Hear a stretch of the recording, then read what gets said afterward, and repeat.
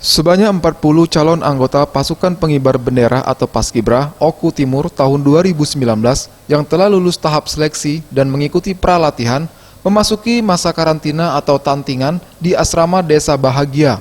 Proses ini terpusatkan di Hotel Dwi II, Kota Baru, Kabupaten Oku Timur.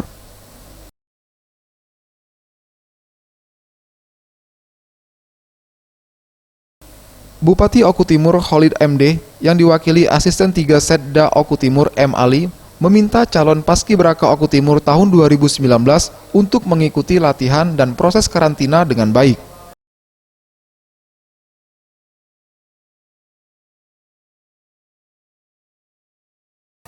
Selanjutnya, Kepala Dinas Pemuda dan Olahraga Oku Timur mengatakan yang lulus ini mereka berpisah dari orang tua dan sudah siap untuk melaksanakan tugas nantinya.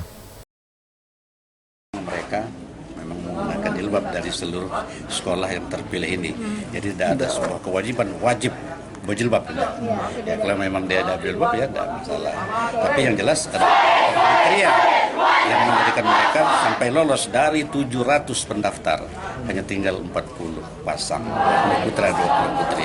Mereka lah yang terbaik yang akan mengemban tugas yang mulia, upacara bendera nanti.